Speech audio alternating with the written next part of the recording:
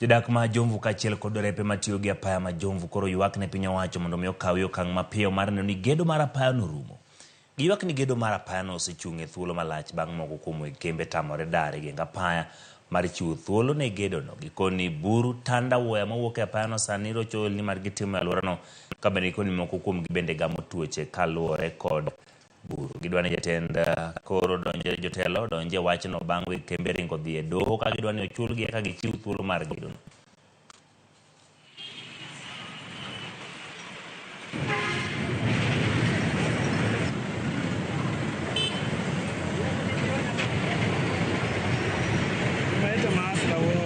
Kiangalia barabara ya Jomvu imekuwa na shida saini zaidi ya miaka 5.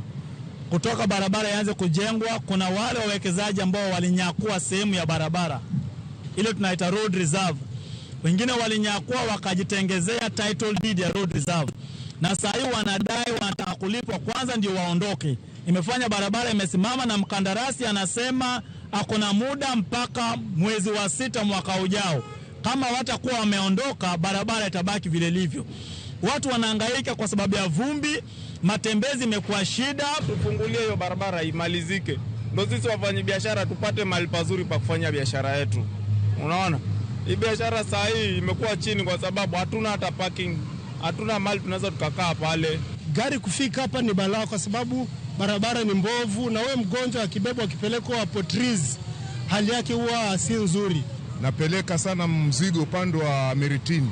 Njia imeharibika kabisa kwa makonteina, sijui mhusika nani na serikali yetu inafanya kazi gani.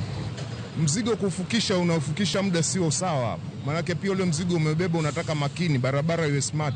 Lakini ikiwa na mashimo unaweza kuangusha mzigo wa watu, na ni mamilioni ya pesa tunapeleka.